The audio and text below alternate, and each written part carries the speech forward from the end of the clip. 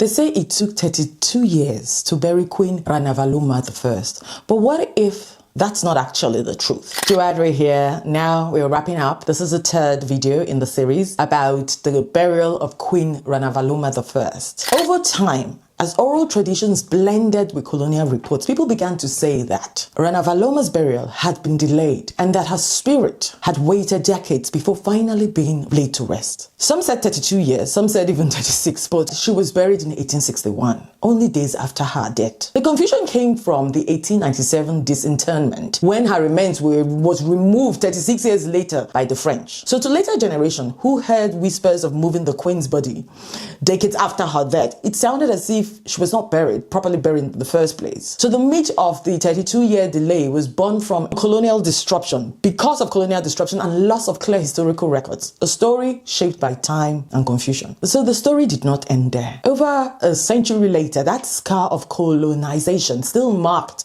Madagascar's sacred hills. The Rover fire of 1995 destroyed many royal buildings and tombs, deepening the mystery of where each monarch truly rested or was buried. Then in the early 2000s, the Malagasy government and UNESCO began to restore Ambohimanga, rebuilding the royal tomb houses. That's the Masina. These are the sacred house.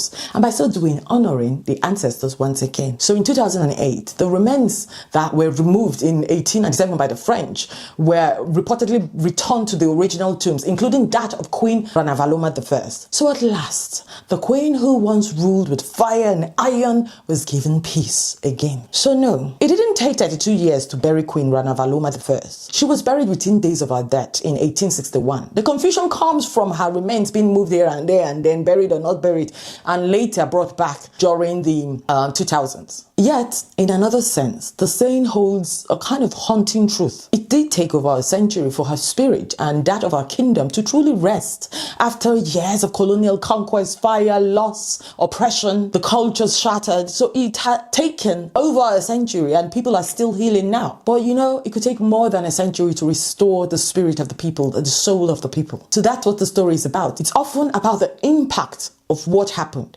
How does it still impact the people today? Because of that destruction, the invasion of the French, because of that, even the history, the sacred way of doing things, of passing one ancestor to the other life, these sacred ways were disrupted and are not properly recorded. So even younger generations might find it really difficult to connect the stories and for their nations to heal. So it's very important to keep sharing stories. That was the story of Queen Ranavalona. If you've not watched part 1 and part 2, you need to watch it so you understand the whole arc to this part right now. So join me. Don't forget, I have my platform called boldwithjo.com. There we're going to be archiving all this digital content I'm putting out. And the more the content grows, we're going to really make them searchable, put them in categories so that you can really assess different African stories. Another free way to support our work is to follow, share, like, drop your comments, ask your questions, drop your thoughts. I really do read every single one of them. I am Joana and I uncover Africa's untold story and help you heal through storytelling.